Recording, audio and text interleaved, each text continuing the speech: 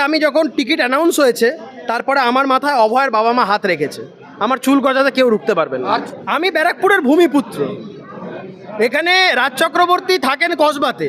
মানুষ পাবে নাকি? আসতে তার 3 ঘন্টা লাগে, আমাকে সব সময় পাবে। 24 ঘন্টা আমার বাড়ির দরজা খোলা। একটা জিনিসই বলবো, এরপরে ভালো করে মন দিয়ে সিনেমা করতে, আর অরিজিনাল সিনেমা করতে। ওই কপি করে সাউথের সিনেমা তুমি ধরে নাও এইখান থেকে কৌস্তব বাগচি বিধানসভায় চলে গেছে, ফল ঘোষণা খালি সময়ের অপেক্ষা। দেখছেন না, বড় বড় ধামাকা হচ্ছে, অফিসারগুলো চেঞ্জ হচ্ছে আর ধামাকা শুরু। এইবার 100% বিসর্জন হবে মমতা ব্যানার্জি। ওই কালীঘাটে ওই পাশে যে ড্রেনগুলো আছে, নোংরা ড্রেনে, ওই ড্রেনে যাবে। 100% কৌস্তব বাগচি। জয় শ্রীরাম। কে রাজ চক্রবর্তী? রাজ চক্রবর্তী রয়েছে মানে পলিটিক্যালি কৌস্তব বাগচি 10% উনি না। রাজ চক্রবর্তী হারবে, ও হেরে বসে আছে কৌস্তব বাগচির কাছে। রাজ চক্রবর্তীকে 5 বছর দেখা যায়নি, আর আগামী 5 বছরও দেখা যাবে না। এখানে কৌস্তব বাগচি জিতছে। খালি টাকা কামানোর জন্য এসছেন। মানুষের থেকে টাকা কামাবো, টিটাগড় মিল থেকে টাকা কামাবো, ব্যারাকপুর শিল্পাঞ্চলে টাকা কামাবো। এই টাকা কামানোর জন্যই রাজনীতি তৈরি হয়েছে। সাধারণ মানুষের জন্য কোনো কাজ করেননি উনি। মিল খুলবো, একদম দাবির সাথে বলছি। সরকার পরিবর্তন হবে, ব্যারাকপুর শিল্পাঞ্চলের মানুষের ঘুম ভাঙবে মিলের হুটারে। তৃণমূল ছাপ্পা দিতে পারবে না, 1 ইঞ্চি জমি আমরা ছাড়বো না। উন্নয়নের কাণ্ডারি করতে হবে, এরপরে আর দ্বিতীয় কোনো ওয়ার্ড নেই। এখন অবধি তো নাম অ্যানাউন্স হয়েছে। প্রার্থী আমাদের অনেক আগে থেকেই ঠিক আছে। 294টা আসনে প্রার্থীর নাম পদ্মফুল। তো আমরা ব্যক্তিগতভাবে নিমিত্ত মাত্র। মোদিজির উন্নয়নের মডেল এবং তৃণমূলকে উৎখাত করার লক্ষ্য, এই নিয়ে আমরা ভোটের ময়দানে। তো আস্থার জায়গা, বিশ্বাসের জায়গা মন্দির, হনুমান মন্দিরে আসা। এখানে প্রত্যেক প্রায় সপ্তাহে হয়তো মানে কি বলবো তোমাকে, প্রত্যেক সপ্তাহতেই আসা হয়। তো এটা আমাদের রেগুলারের বিষয়। ব্যারাকপুরের সাধারণ মানুষের মধ্যে উচ্ছ্বাস। আমি ব্যারাকপুরের ভূমিপুত্র। এখানে রাজ চক্রবর্তী থাকেন কসবাতে। মানুষ পাবে নাকি? আসতে তার 3 ঘন্টা লাগে, আমাকে সব সময় পাবে। 24 ঘন্টা আমার বাড়ির দরজা খোলা। এখানে মিল শ্রমিকরা আছে, দীর্ঘদিন ধরে মিল বন্ধ। আমি কদিন আগে একটা প্রতিবাদ মিছিল করার পরে কর্তৃপক্ষ 5000 টাকা করে একটা অন্তর্বর্তী একটা টাকা দিয়েছে। আমরা বলছি অস্থায়ী কোনো সমাধান নয়, চাই স্থায়ী সমাধান। মিল খুলবো, একদম দাবির সাথে বলছি। সরকার পরিবর্তন হবে, ব্যারাকপুর শিল্পাঞ্চলের মানুষের ঘুম ভাঙবে মিলের হুটারে। ব্যারাকপুর শিল্পাঞ্চলের মানুষের ঘুম ভাঙবে মিলের হুটারে। বলছি ব্যারাকপুরের স্ক্রিপ্ট কে লিখছে ফাইনালি? তাহলে রাজ চক্রবর্তী নাকি?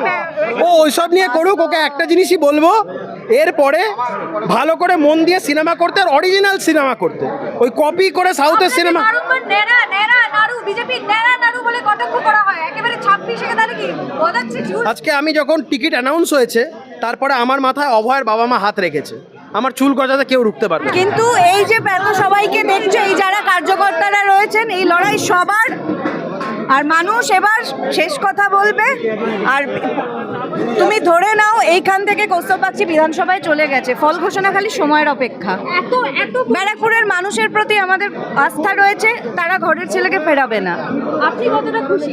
ভীষণ। প্রথম দিন থেকে অনেক দায়িত্ব বেড়ে গেল মানুষের প্রতি। এতদিন কৌস্তবের দায়িত্ব ছিল, এখন আমারও অনেক দায়িত্ব বাড়লো। আর দেখতে পাচ্ছ চারিদিকে আমার ভাইয়েরা সবাই রয়েছে, দিদি ভাই সবাই রয়েছে।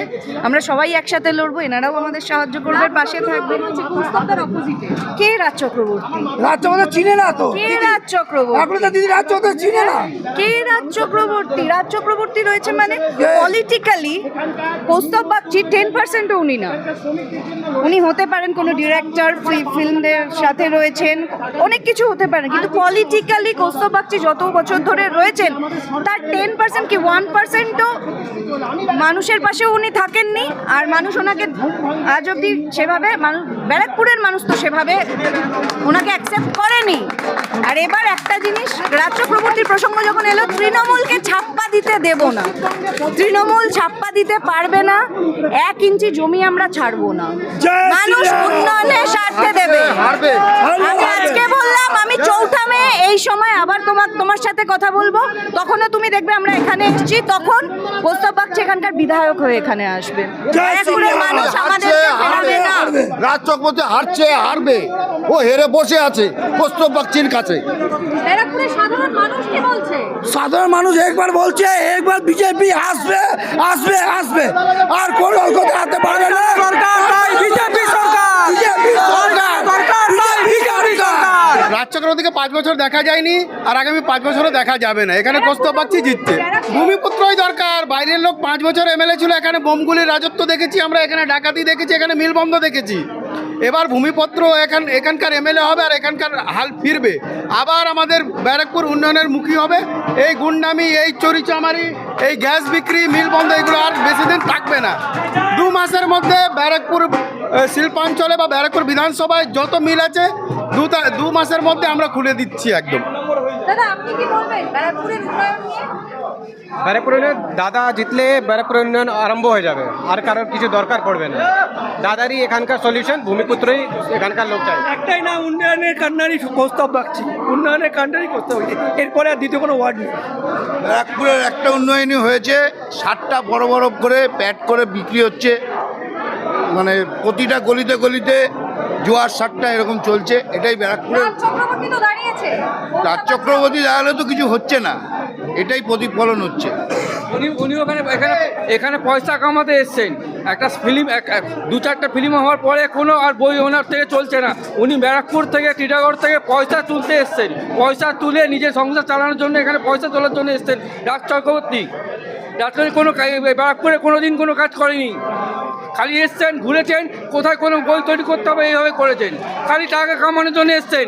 মানুষের থেকে টাকা কামাবো, টিটাগড় মিল থেকে টাকা কামাবো, ব্যারাকপুর শিল্পাঞ্চলে টাকা কামাবো, এই টাকা কামানোর জন্যই রাজনীতি তৈরি হয়েছেন। সাধারণ মানুষের জন্য কোনো কাজ করেননি উনি। দিদি একটা কথা বলবো আপনাদের মাধ্যমে, 15টা বছর চোরকে দিয়েছেন, 35টা বছর বামকে দিয়েছেন, 5টা বছর দিয়ে দেখুন না রামকে কেমন রাখে। এই বক্তব্য আমার পক্ষ থেকে আমি নিজে বললাম। রাজ চক্রবর্তী তো বহিরাগত, ও তো ব্যারাকপুরের মানুষ না। ব্যারাকপুরে রাজ চক্রবর্তীকে 5 বছর দেখা যায় না।